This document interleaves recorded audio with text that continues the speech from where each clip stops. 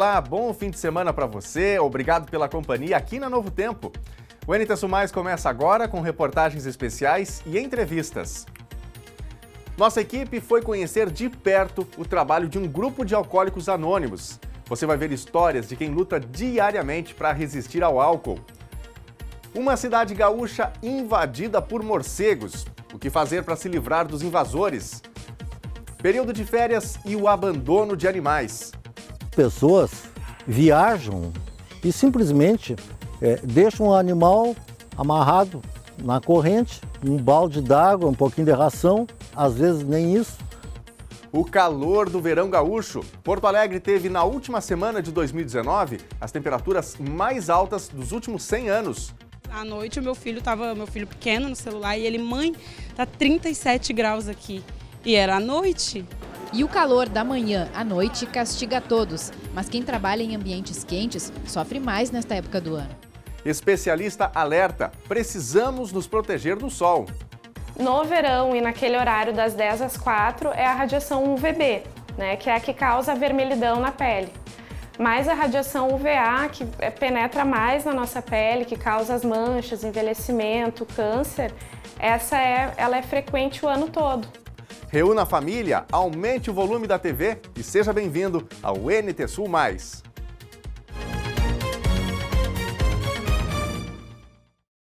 O calendário 2020 vai ter muitas folgas para o trabalhador brasileiro. Os prolongados serão o dobro do ano passado. Veja na reportagem, pegue o calendário e já comece a sua programação. Como sempre acontece, o dia 1º de janeiro de cada ano é o pontapé inicial, é a largada para a temporada de feriados de cada ano. Este ano caiu numa quarta-feira, uma exceção no calendário, já que os demais feriados prometem muito para os brasileiros. Isso porque em 2020 a temporada de feriadões vai ser grande. Qualquer feriadinho poderá e se transformará seguramente em verdadeiros feriadões. O calendário será generoso. Entre os 9 feriados nacionais, 6 serão folgas esticadinhas. Começa em abril. Dia 10, alusivo à Paixão de Cristo, será em uma sexta-feira, véspera de final de semana. 21 de abril, dia de Tiradentes, será terça, outra exceção em meio de semana. O 1º de maio, dia do trabalho, sexta-feira, será feriadão também. No segundo semestre, as folgas recomeçam em setembro. O dia 7 da Independência será em uma segunda, portanto, coladinho ao final de semana. Em 12 de outubro, dia da Padroeira do Brasil, e 2 de novembro, finados, a situação se repete. 15 de novembro, feriado da Proclamação, é domingo. Para a grande maioria das pessoas, não conta. E o 25 de dezembro, Natal, será em uma sexta-feira, outro feriadão perfeito.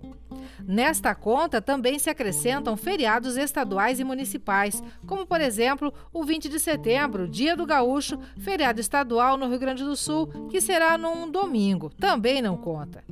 Já 8 de dezembro, Dia da Padroeira de Cachoeira do Sul, cai numa terça-feira. Não é feriado, mas muitos brasileiros têm no Carnaval, 25 de fevereiro, motivo para folga e também em 11 de junho, quinta-feira, dia de Corpus Christi, feriado católico. E tanto feriado coloca em alerta alguns setores da economia. Projeção da Federação do Comércio de Bens, Serviços e Turismo, FEComércio, indica que nesses períodos 11 bilhões de reais deixam de ser faturados no país. A empresária do ramo de turismo e viagens, Mariângela, não concorda. Acha que a economia do país não se baseia somente em comércio e que inúmeros setores são aquecidos e dependem dessas datas para se manter. Otimista, ela projeta incremento de cerca de 35% a 40% na procura, por exemplo, de pacotes de viagens. Para nós é um grande momento, esse ano é um ano promissor. E porque nós temos aí de 6 a 9 feriadões prolongados, pegando o Natal e Ano Novo, já contando, Então, isso para nós é muito bom. É realmente um ano que a gente está com a expectativa bem grande de aumento de vendas, e até porque As pessoas já costumam se organizar com o tempo, né, para pegar as melhores promoções, valores e tudo mais. Nós temos assim já pacotes que já são lançados, né, especialmente pacotes mais curtos, assim, de 5 dias, 3 dias, Montevidéu, Camboriú, Buenos Aires, esses lugares.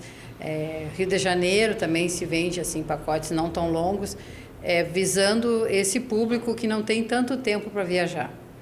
Então, para nós é maravilhoso.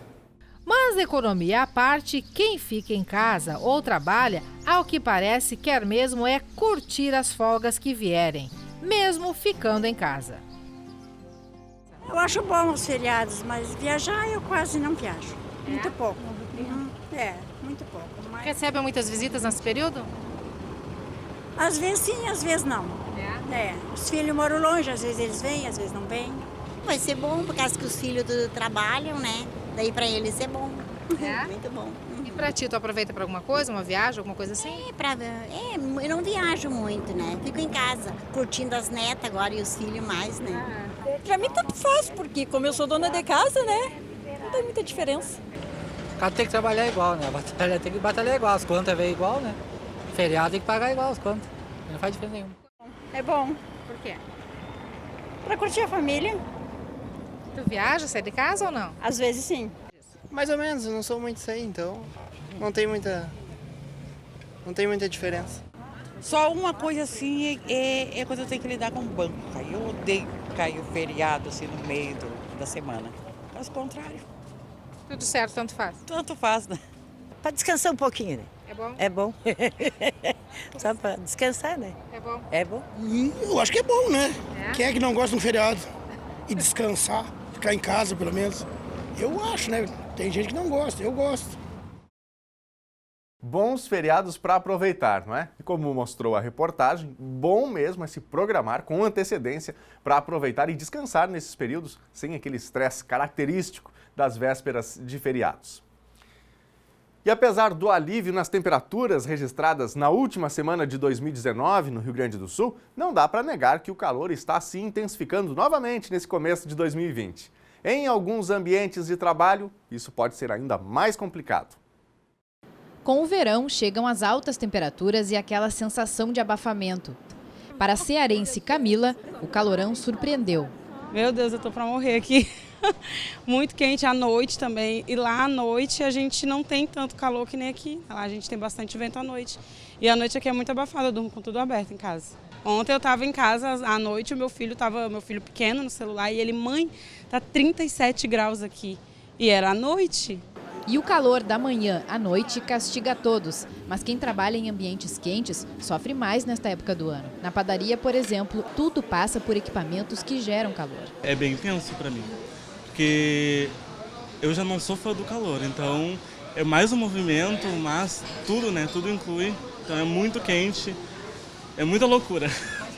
O que a gente costuma fazer nesses períodos, né, é que o pessoal se afasta de tempo em tempo do calor forte, né, então assim de forno, nas suas bancadas de trabalho, beber bastante água, né, e nos intervalos também, né, no intervalo sair do ambiente de produção, sentar, né, fazer seu intervalo com calma num espaço mais fresco, né, com ar-condicionado, enfim, é normalmente o que a gente faz, mas o calor realmente não tem muito o que fazer, tem que aguentar.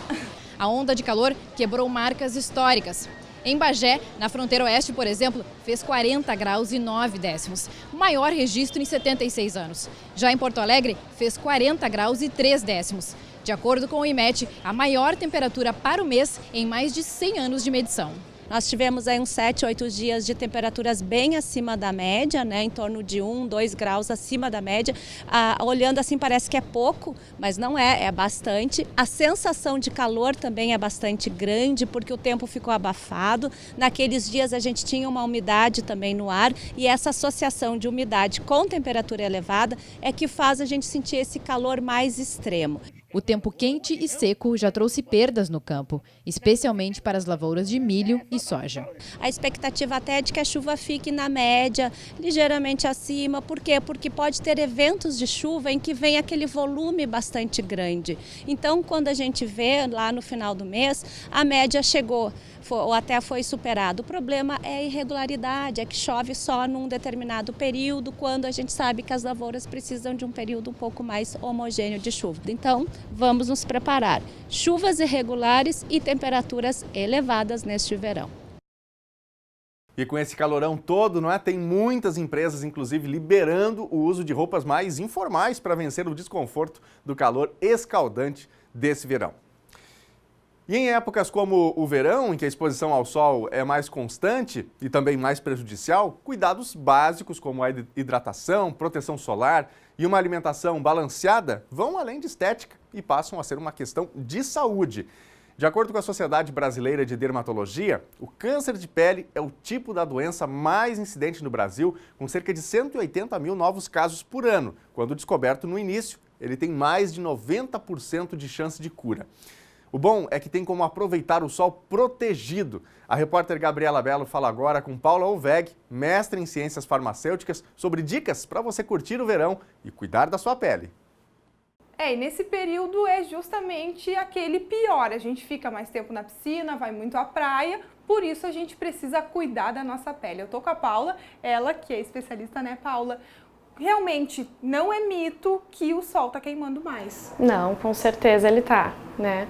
Não é que ele esteja queimando mais, como a gente havia conversado agora há pouco, mas a camada de ozônio está cada vez menor, né? Isso que tem se falado cada vez mais da poluição do nosso meio ambiente, porque isso acaba fazendo com que a camada diminua e com isso a radiação UVB consegue passar mais através dela e acaba nos atingindo mais do que era antigamente.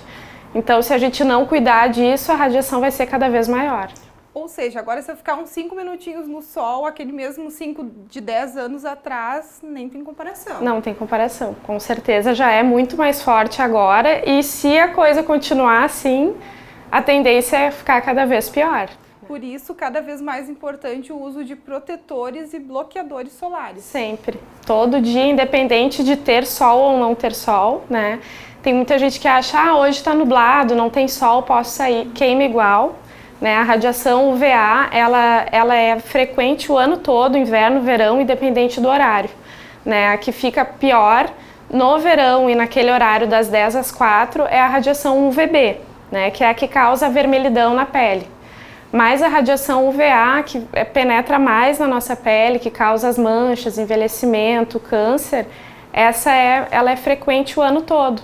Então, por isso a gente tem que usar sempre, independente de estar exposto diretamente ao sol ou não. E a gente está falando aqui de nós, né, usarmos, mas tem a questão das crianças, porque elas são levadas para a praia, para a piscina, parques, pelos pais, e estão na rua o tempo todo, querem brincar ao ar livre, ainda mais agora que estão de férias, né, querem aproveitar. E aí quem tem que ter cuidado, quem tem que ter essa atenção redobrada são os adultos de passar o protetor ou até mesmo colocar uma manguinha longa neles. Isso, a gente indica sempre uma fotoproteção bem alta para a criança, até porque eles normalmente ficam mais em contato com a água, brincam, suam, então sempre um fotoprotetor no mínimo 30, né? De preferência usar chapéu, boné, roupa, né? Como tu falou, a camiseta de manga comprida, de preferência aquelas que têm filtro solar no tecido, isso é bem importante, né?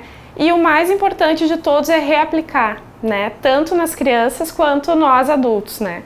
O pessoal aplica uma vez e esquece que tem que reaplicar. O ideal da proteção é tu reaplicar de 2 em 2 horas. Se entrar na água, reaplica logo após. Imediatamente. E se tiver muito suor também, tá praticando algum esporte, alguma coisa na rua também, sempre ir reaplicando. E tem aquela velha história que as pessoas dizem, infelizmente, né? Que é caro comprar o protetor solar, só que muito mais caro pode ser depois o tratamento de alguma doença. Ele é caro porque são substâncias realmente caras, né? É uma tecnologia que exige um investimento alto por parte das indústrias, mas com certeza os efeitos de quem não usa depois para conseguir reverter se tornam muito mais caros do que tu...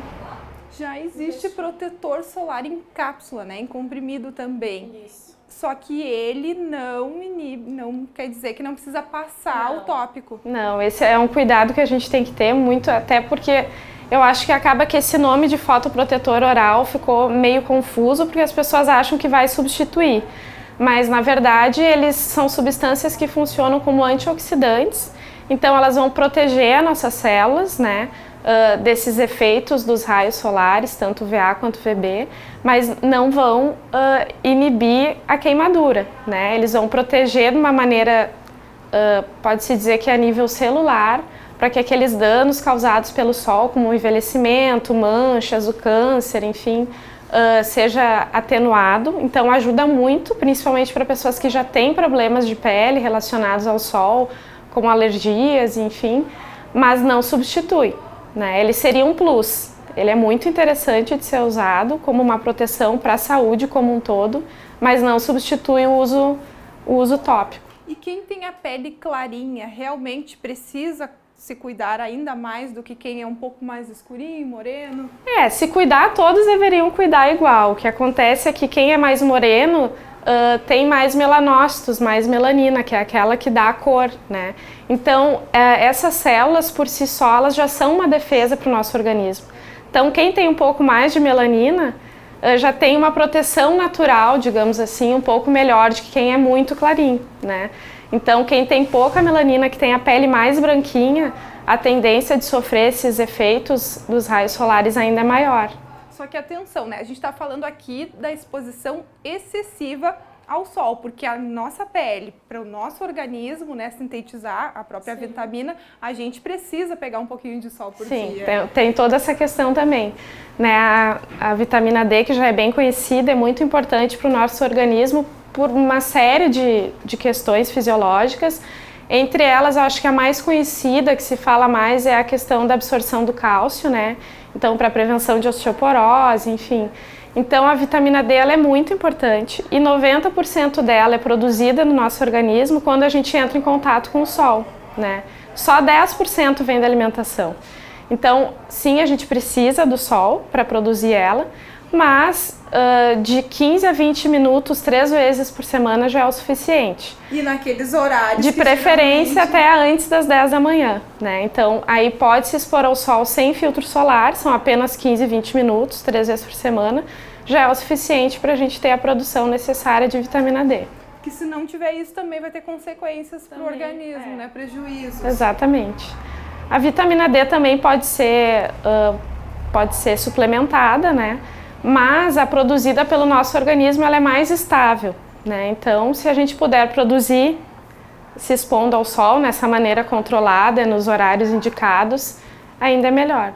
O que a gente ainda precisa deixar de dica? Porque a gente falou aqui da orientação da proteção, principalmente para as crianças, adultos também, né? Que tem que ter essa consciência. É verão, é época de praia, de piscina, cuidado redobrado. Cuidado redobrado, claro que não dá pra gente falar para as pessoas não aproveitarem, né? Estão de férias, querem aproveitar. Então, de preferência, tentar cuidar esse horário, né? Ficar até as 10 e depois das 4.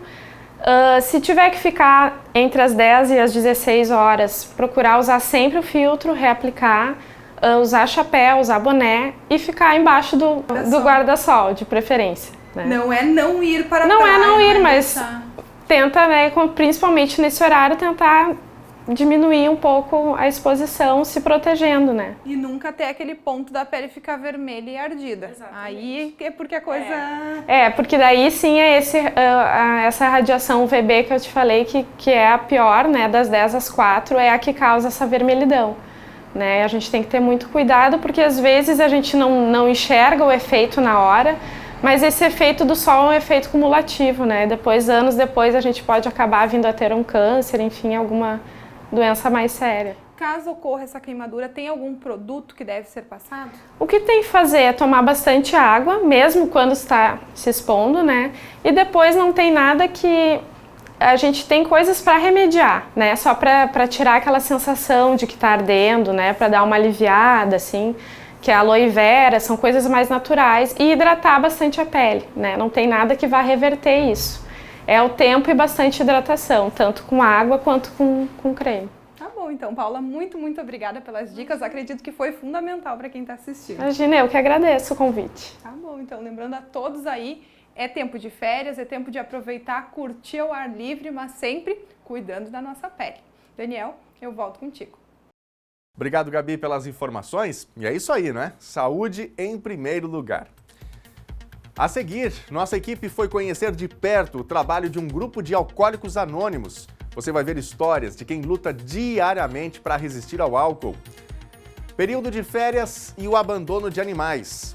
Pessoas viajam e simplesmente deixam o animal amarrado na corrente, um balde d'água, um pouquinho de ração, às vezes nem isso.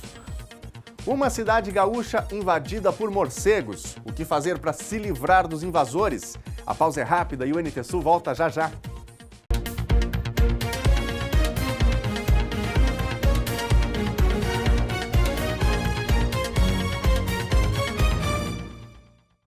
O NT Sul Mais já está de volta e você vai ver agora 12 passos e uma longa jornada. Fomos conhecer como funcionam os grupos de alcoólicos anônimos. Em uma reunião de um grupo no interior do Rio Grande do Sul, nós ouvimos relatos de alcoolistas que vivem a resistência ao álcool. A reportagem é de Thelma Tomás. Meu nome é... Eu sou um alcoólatra de recuperação, graças a Deus, meus companheiros. E é uma coisa que minha família faz mais de 24 horas. Estou tentando respeitar o primeiro gole, um dia de cada vez. Parece filme, mas é mesmo assim que começa uma reunião nos grupos de alcoólicos anônimos. E não é um rito ou uma convenção, é o atendimento a um dos 12 passos, reconhecer a impotência perante o álcool e entender que se trata de uma doença. A nossa obra, ela nos pede muita humildade. Nós temos que ter muita humildade. Porque nós carregamos uma doença. Eu só não sou bebo, mas a porta continua assim. Não posso bater no peito que eu nunca mais vou beber, por mentira dizer isso. Resistir ao primeiro gole, não se deixar influenciar pelo ambiente, pelos amigos, pelos acontecimentos. Não desanimar frente aos julgamentos, persistir. São muitos os desafios para quem decide vencer a dependência do álcool. Eu era um alcoólatra compulsivo. Eu não conseguia ficar mais de 20 minutos sem ingerir o primeiro gole. E eu estava num estado de saúde deplorável, e familiar também deplorável. Eu tive 2 coma alcoólatras, o segundo com parada cardíaca. Aí a última vez que eu estive no hospital com problema de alcoolismo, que é difícil um médico reconhecer uma pessoa que não tem poder aquisitivo. E aquele doutor me reconheceu. A primeira coisa que ele me disse às 7 horas da manhã, bebeu de novo. Aí ele, 7 horas da manhã. Aí ele mandou, depois que eu saísse do hospital, ir no consultório dele. Aí eu fui. Aí ele chegou para mim e disse assim, cara, eu vou falar o português bem correto, eu não vou usar a palavra científica contigo. O teu problema é só alcoolismo. Tu tem que escolher ou para ou morre. Aí eu me assustei tanto, eu me acovardei tanto, que a primeira coisa que eu fiz foi procurar o grupo de A. Que hoje mesmo eu digo assim, ó, não é que eu não possa beber, eu não devo beber.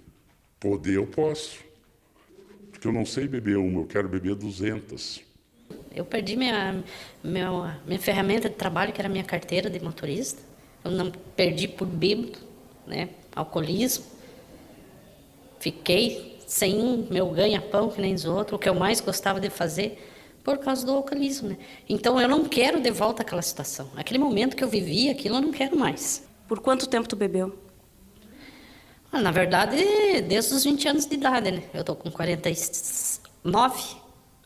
Então, foi bastante tempo, né? E começa, como qualquer pessoa começa, com o primeiro gole. Algumas pessoas é mais fácil parar, outras é mais difícil. 20 anos é normalmente a época que as pessoas começam a sair, que a gurizada começa a beber. Por que contigo foi diferente? Porque assim, ó, é que essa, que nem diz, é uma doença lenta, progressiva e fatal. Ela é lenta porque tu não nota. Tu começa a beber. Às vezes até para se...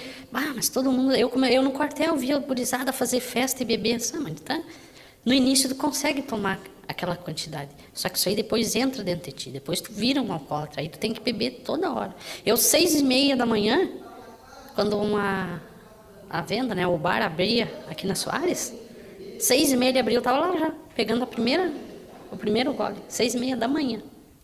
O alcoolismo ele é considerado uma doença, sim, faz parte da classificação internacional de doenças, da classificação da Organização Mundial de Saúde. É um transtorno, é uma doença que ela é multifatorial.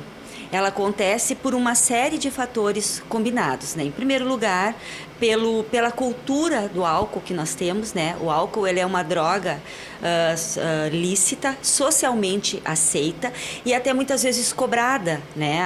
A pessoa que se desenvolve no meio social, dificilmente ela vai estar longe do álcool. E o álcool ele é um motivo para reunião, para festas, ele é um motivo quando a pessoa está triste para ficar mais alegre, quando ela está alegre para continuar alegre, né?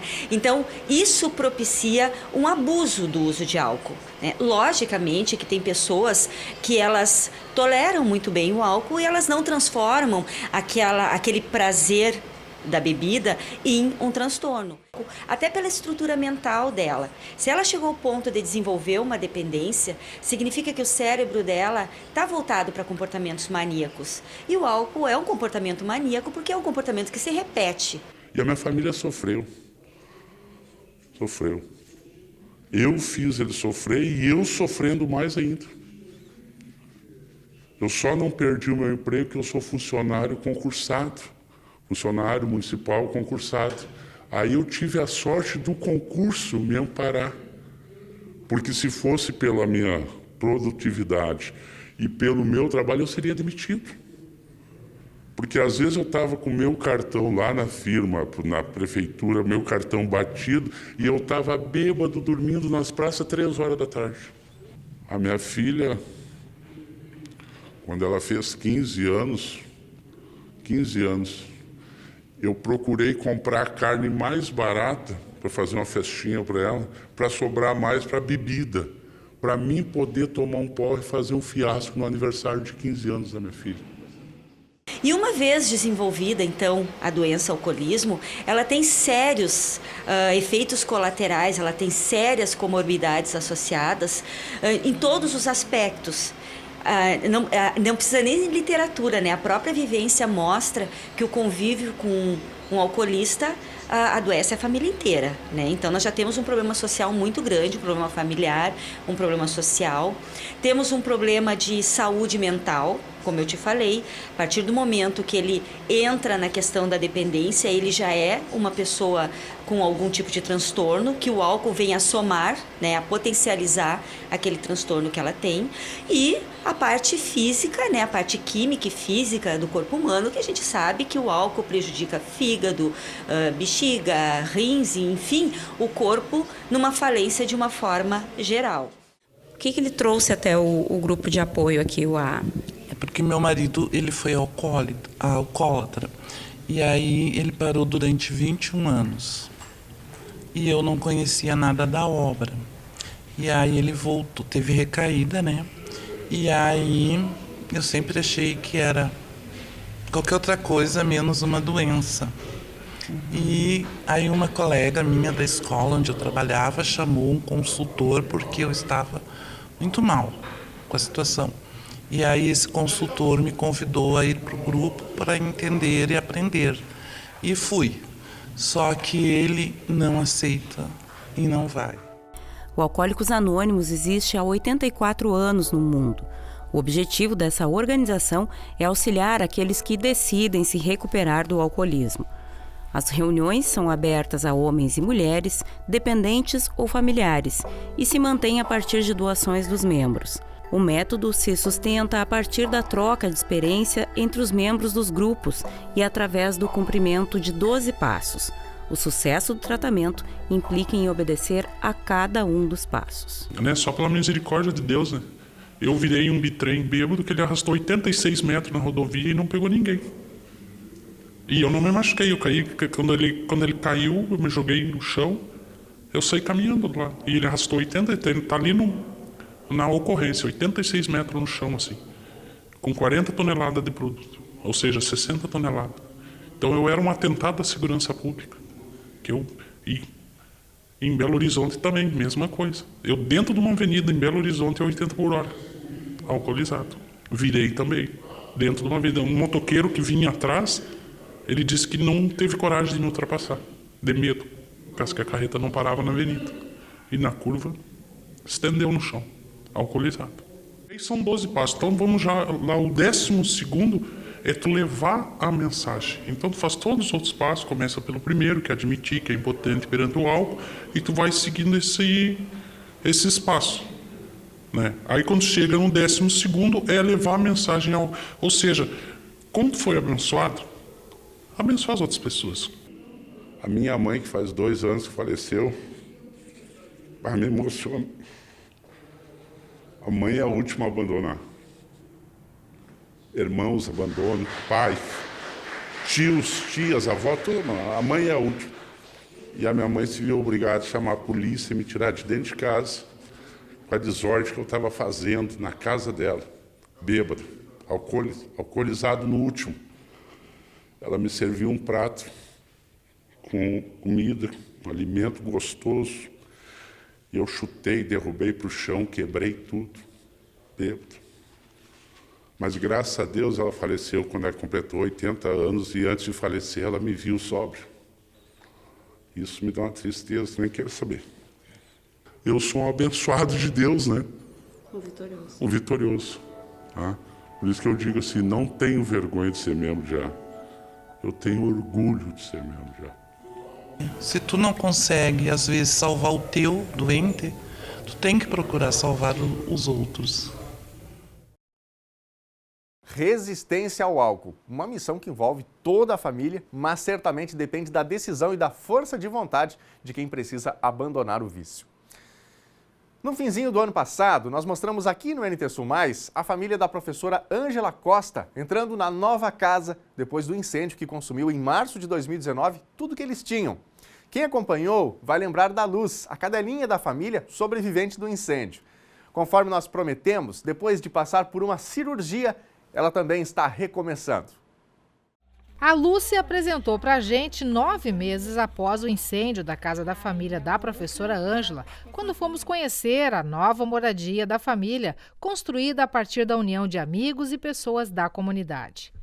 Impressionou nossa equipe a simpatia da Luz e o couro todo repuxado da cadelinha sobrevivente do incêndio.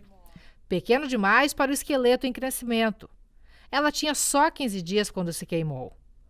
Quando soube do caso, através da nossa equipe e da falta de condições financeiras da família para aliviar o sofrimento da Luz, o veterinário Edson Salomão montou uma força-tarefa de profissionais voluntários que assumiu o caso.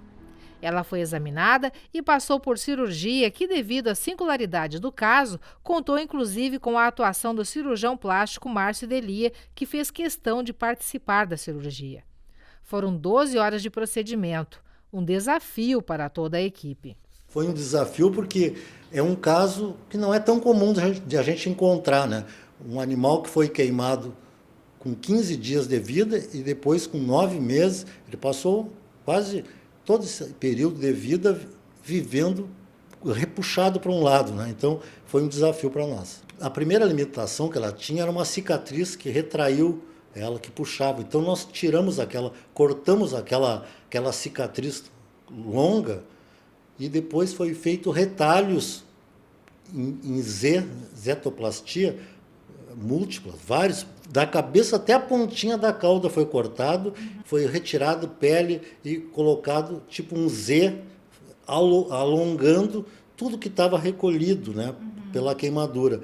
Ela estava sofrendo um problema assim, uma limitação, inclusive na visão, tinha um olho que estava puxado, na orelha, no corpo, né? Ela estava caminhando torta, na cauda, no ânus, ela estava totalmente torta. Então nós fizemos essa correção e depois da cirurgia ela já começou a caminhar retinha. E como acontece todos os dias desde o 17 de dezembro, quando foi operada, a Luz é trazida aqui à clínica para fazer curativo para se recuperar da cirurgia. Vamos passando lá, pessoal? Oi, vem. E já no ambiente, com pessoas já familiares para a Luz, ela entra e circula pela clínica sem medo e com a simpatia de sempre. Quando fica com o corpo à mostra, me impressiono com a diferença. E ela parece estar em um spa, de tão tranquila e relaxada, enquanto recebe cuidados. Selmar, o dono, se emociona. De vista do que ela estava, né? Tá bem? Tá muito bem. Tá feliz com essa recuperação dela, com a cirurgia, com tudo? Com certeza. O pessoal são muito humanos, camaradas. Nem tem palavras para agradecer, né? Já estão fazendo por ela. É muita felicidade, sabe? Só tenho a agradecer, né? E assim, o carinho que eles têm com ela, sabe? E ela chega aqui, ela parece uma rainha da casa, né? Se sente em casa? E assim, todos eles, né? Todos eles são muito atenciosos, sabe? Eu só tenho a agradecer. Vida nova para ela também, né? Tem que ser, né? Coisa boa. A Luz seguirá com os curativos, mas já é um animal transformado. Basta olhar para ela. Falta pouco para se livrar dos pontos e da capa, mas ela parece nem ligar. Honrando o nome que tem, ela distribui e recebe muito carinho por onde passa. Quando sai da clínica, um detalhe revela que a Luz está realmente bem. Ela balança o rabo, porque agora ela consegue e porque esse é um dos maiores sinais de alegria de um cão. Alguém duvida?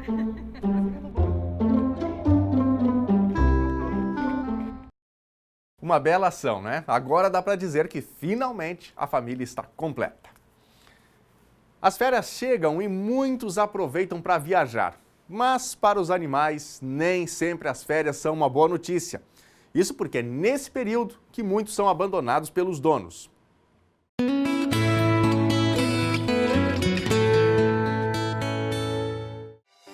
Nesta época do ano, que estão chegando as merecidas férias, é um momento muito legal. O pessoal vai para a praia, viaja, vai para a serra, vai fazer acampamento aqui na Praia Nova, ou alguns vão até para o exterior.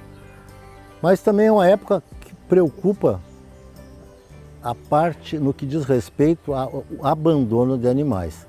Muitas pessoas não planejaram, não se programaram e chega na hora, temos que viajar e fazer o que com os animais? Então as pessoas às vezes simplesmente abandonam os animais na cidade, na frente da casa de alguma pessoa que gosta de animais. O mais grave de tudo é abandonar na faixa, né? Aí é condenar à morte por atropelamento. Agora tem casos também que acontece com frequência, é pessoas abandonarem animais doentes. Quando estão velhos, não têm mais condições, não querem gastar. Então eu vou contar um caso rápido, o que aconteceu há poucos dias, agora semana passada lá na clínica. Uma pessoa de bom coração foi abrir o portão da sua residência e se deparou com uma caixa de transporte bem novinha, uma gatinha dentro. Abandonaram com a caixinha, né? E esse rapaz se sensibilizou, levou até lá a minha clínica, né, para fazer um check-up no animal. E primeira coisa, ele acolheu, deu comida, deu água, o animal estava com fome, deve ter passado a noite inteira ali dentro daquela caixinha.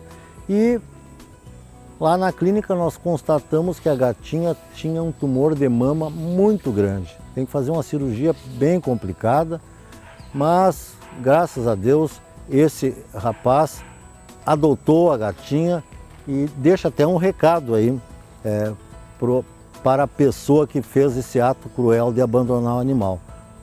Eu quero falar para a pessoa que abandonou esse animalzinho, ela vai ser muito bem cuidada, ela está sendo tratada e eu vou salvar ela. Outras pessoas viajam e simplesmente deixam o animal amarrado na corrente, com um balde d'água, um pouquinho de ração, às vezes nem isso. Então meu alerta é para as pessoas pensarem um pouquinho nas suas decisões, se programarem para as férias, não abandonarem os animais, que eu acho que isso é um ato que não condiz com pessoas, com seres que se dizem racionais. Meu apelo, se programem para as férias pensando no bem-estar do seu animal de estimação. Até a próxima.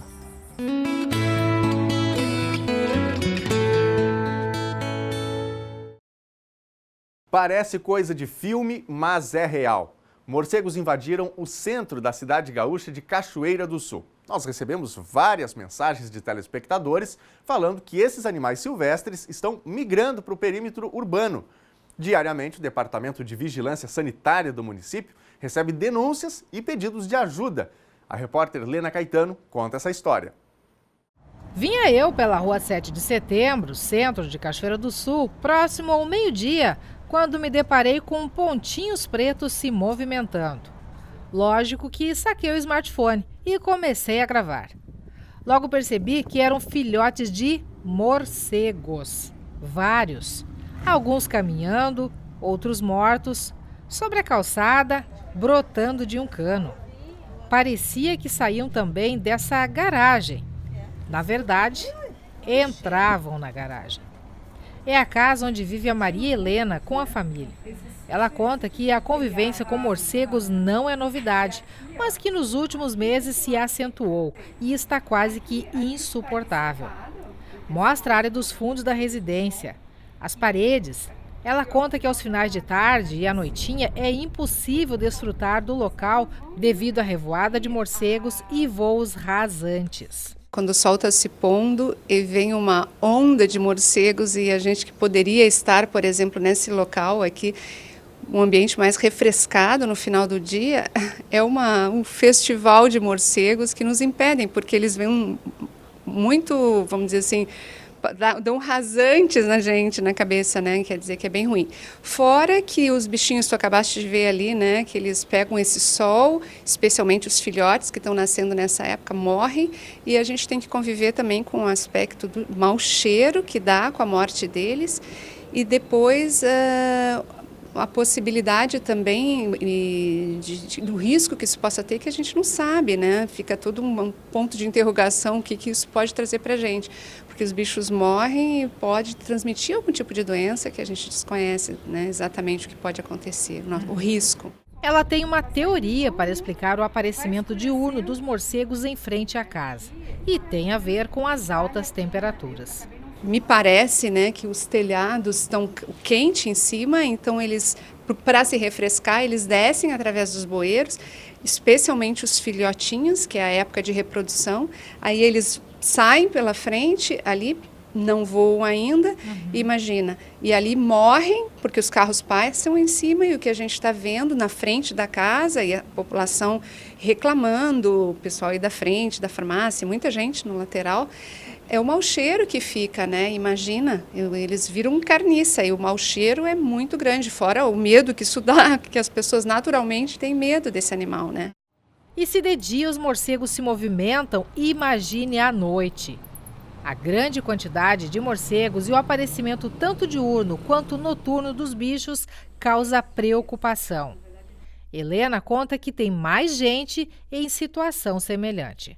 Tem um irmão que trabalha nessa loja veterinária e ele disse que o número de pessoas que buscam por venenos ou produtos para terminar com o animal é enorme. Ou seja, a população não desconhece que existem duas leis federais que proíbem a matança do animal, né? Porque, enfim, são animais que se alimentam dos insetos, polinizam as flores, enfim.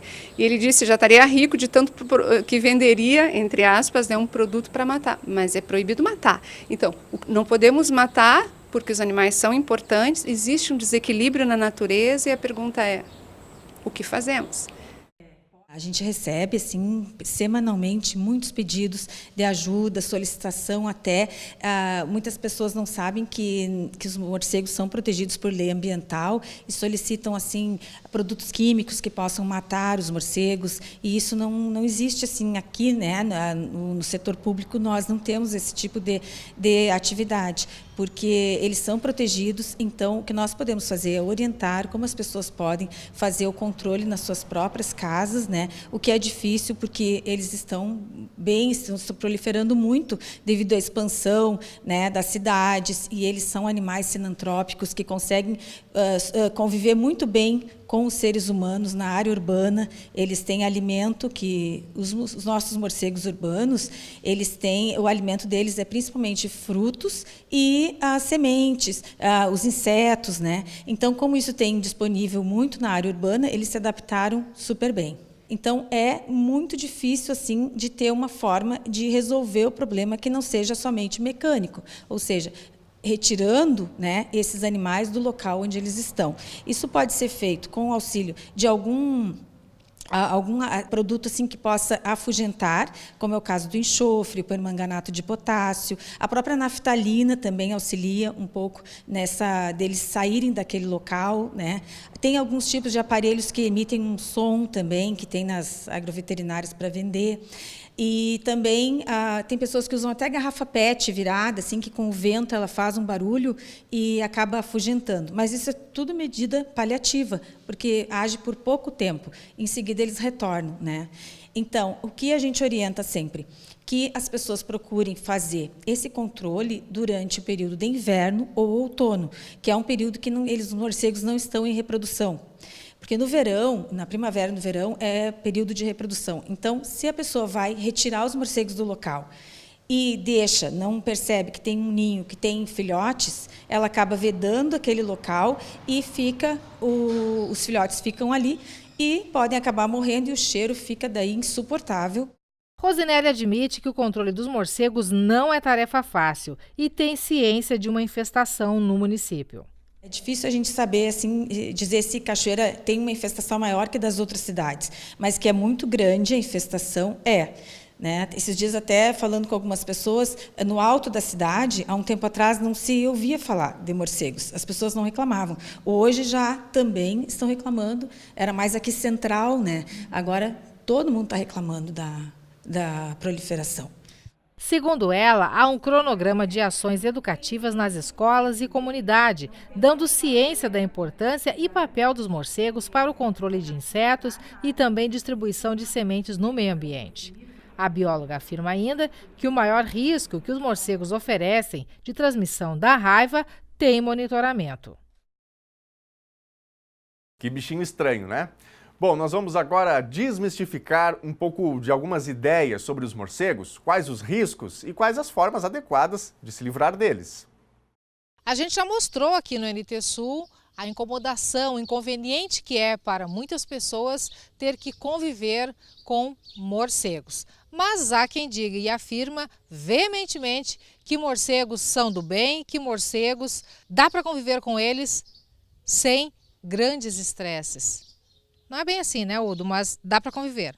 Realmente, o morcego ele é muito mais interessante para a gente e para as pessoas do que o prejuízo, vamos dizer, a convivência com ele, que tem esse cheiro fétido das fezes, aquele bichinho voando dentro da sala muitas vezes, mas os benefícios, principalmente do insetívoro, quantidade de mosquito e mariposa que ele come por dia. Nosso número de insetos ia ser muito maior do que nós temos hoje se nós terminar com os morcegos insetívoros no Rio Grande do Sul, ou no Brasil todo. Então, ele é benéfico ao homem, ele combate os mosquitos, combate mariposas, insetos em geral. Então, isso aí é um benefício muito grande, e até em relação às lavouras, porque ele diminui, ele vive em todo o território, tanto na zona urbana, onde ele incomoda, como na zona rural. Então, na zona urbana ele incomoda por quê? Porque ele tem esse cheiro forte das fezes dele, um cheiro de xixi mesmo, de urina, e aí esse cheiro fétido incomoda qualquer um. Né? Lógico, eu também não gostaria de morar numa casa. Então o que? Nós temos que diminuir esse número de morcegos nas cidades, no nosso convívio. Diminuir o número deles é uma coisa, exterminar eles nós não podemos. E aí, como fazer? As pessoas, a gente já mostrou aqui, inclusive, que existem residências, existem locais onde eles estão praticamente brotando, de lugares assim, de onde não se espera, na verdade, né? Porque habitualmente eles são, teoricamente, são animais de hábitos noturnos, né? E mesmo durante o dia, com o sol, com o calor, eles estão aparecendo. Pode, com esse calor forte que deu na última semana, de tão quente que foi no local onde eles se abrigam, que eles têm que é um bichinho bem pequenininho, então se desidrata e vem a morrer até depois. Sempre que acharem um morcego insetívoro, esse bem pequenininho, pretinho, caído ao chão, não juntem ele com as mãos. porque ele também está dentro da cadeia da raiva, ele pode transmitir raiva, só que é um percentual muito mínimo isso que acontece, né? Não é que nem o hematófago que transmite raiva mesmo, ele transmite acidentalmente só. Então, esse morceguinho deveria ser encaminhado para fazer análise para ver se não tinha raiva, né? Mas o convívio deles em si não é tão preocupante assim. É claro que eu digo, nós temos que desalojar eles. Em primeiro lugar, nós temos um erro de construção. Explica isso. Nós deixamos frestas, deixamos buraquinhos no telhado, ele entra até o terceiro carreiro só de telha. Se tiver mínima frestinha, um buraquinho pequenininho, ele vai entrar ali e ali dentro tem um lugar escuro, com calor. É o que ele quer para morar. E se multiplicar? Claro, é um filhotinho ao ano. Não é muito, mas onde tiver uma colônia de 1.000, são 2.000 no outro ano, né?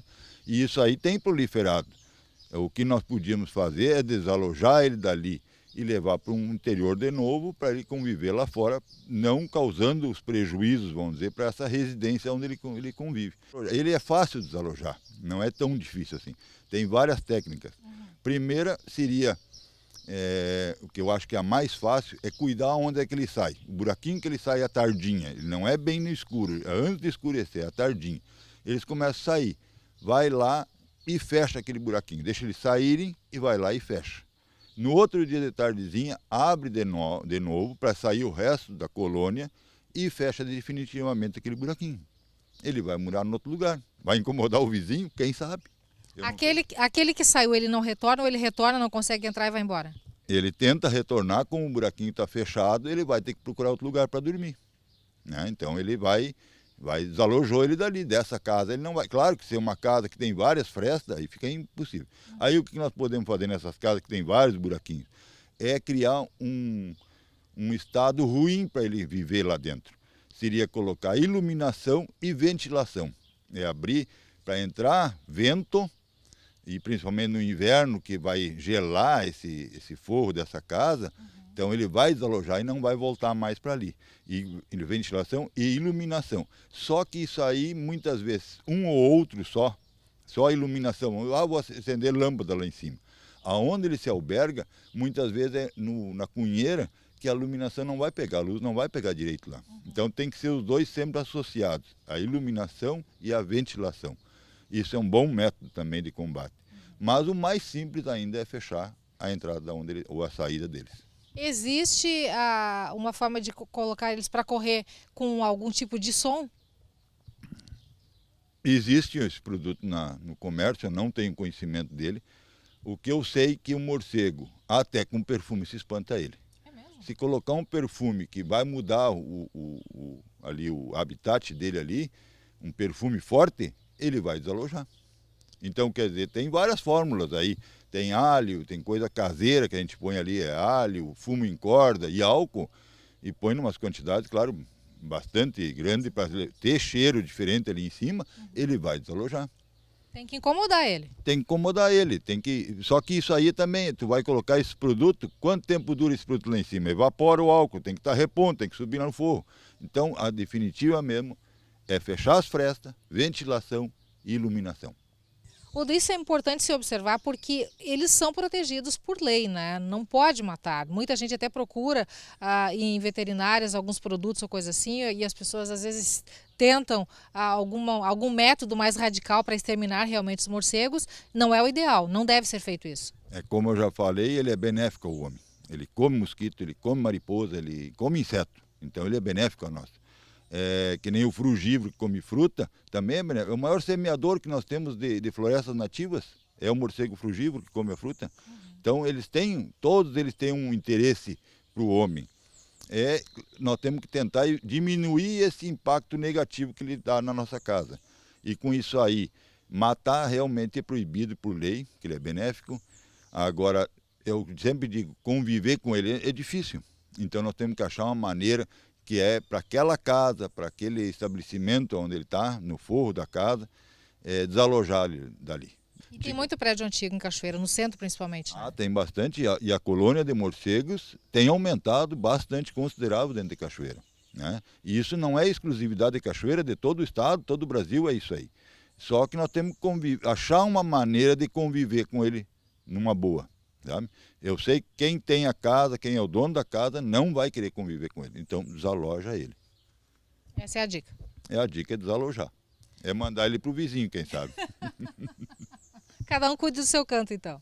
Não, se tiver assim um programa vamos dizer, numa quadra, todo mundo se conscientizar, daqui um pouquinho, todo mundo fazendo ao mesmo tempo, ele vai para, quem sabe, até para o interior de novo. Né? Porque está havendo desequilíbrio, na verdade ele está na cidade porque alguma coisa está errada no habitat natural dele, né? Foi tirado, quem sabe, as matas, as árvores ocadas que eles moravam, e aqui na cidade nós demos casa para ele e iluminação pública que atrai o mosquito. E aí está ali a alimentação bem mais farta que ele ficar no meio do campo procurando inseto, né? Então é fácil ele morar na cidade, é bom para ele morar na cidade. Tem muita gente, Udo, agora são situações assim pontuais. Existem muitas pessoas que abriu a janela, entrou o morcego, tá em cima do sofá, o pessoal tenta capturar, coisa assim. Qual é a maneira adequada de tentar capturar um bicho desse, botar para a rua, ou coisa assim, sem que de repente cause algum prejuízo maior ou sem que a pessoa sofra algum tipo de lesão? O certo seria abrir uma janela, vamos dizer, né? Abrir bem essa janela, e aí através até uma própria vassoura, não é dar vassourada nele, mas orientar ele para ele ir para o lado da janela para sair de novo para fora. Se ele tiver caído dentro de casa, vamos dizer que já estiver no chão, doente, quem sabe, ou mal, porque ele é um bichinho muito frágil. Então ele desidrata muito fácil, ainda mais com esses dias quentes. Então é como tu me falaste, viram na calçada. Sim, mas esse é bichinho que desidratou, ele é muito frágil. Então ele desidrata e vem a falecer depois. Mas o morcego, assim, não estaria um grande problema assim para o povo, sabe? Nós temos que conviver com ele, nós temos que achar uma maneira de conviver com ele. Não tá para se apavorar, então? Não podemos se apavorar. E se o morcego tiver caído dentro de casa, aí sim, uma proteção nas mãos, uma luva grossa, né? Não é luva de plástico, uma luva de couro, para ele não ter perigo dele provocar um acidente através de uma dentada nessa pessoa. E se acontecer isso, daí procura o serviço de saúde? Sempre procurar o serviço de saúde, porque certamente vai ser indicada uma vacina da raiva preventivamente para ele não ter perigo de contrair. E esse morcego deveria acompanhar essa pessoa até lá para fazer a análise desse morcego. Udo, para a gente encerrar, alguma observação a mais que tu gostaria de fazer para o nosso telespectador? O que eu solicito, como cidadão, que não mate os morcegos. Não resolve nós matar o morcego dessa casa aqui, ele vai, amanhã depois ele vem para cá. Então vamos tentar mudar a iluminação, ventilação, fechar essas frestas onde eles estão entrando, e aí sim, se cada um fizer isso, nós vamos tirar ele da cidade do convívio nosso de novo e ele vai voltar para o interior, porque aqui ele não vai ter mais casa, então ele vai voltar para o interior e não vai mais nós causar danos, vamos dizer, e prejuízos de convívio com ele. O resumo de tudo isso é que, na verdade, ele está na cidade, está convivendo aqui, causando todo esse transtorno, porque ele está se sentindo confortável aqui. Aqui ele tem tudo que precisa. Exatamente. Nós damos casa e comida para ele, né? E desalojamos ele do interior ainda, através de corte de madeiras tocadas e coisa e tal. Então ele veio para a cidade, se deu muito bem, ele está bem aqui, por que ele vai morar lá fora? Procurar inseto no meio do campo, aqui tem ao redor de uma lâmpada muito mais. O NT Sul Mais deste fim de semana fica por aqui. Muito obrigado pela sua companhia com a gente. Eu te espero na segunda-feira a partir de meio-dia no telejornal NT Sul, que vai celebrar 5 anos. Então não perca, é segunda-feira ao meio-dia. Continue ligado na Novo Tempo, porque tem conteúdo de qualidade para toda a sua família. Tchau!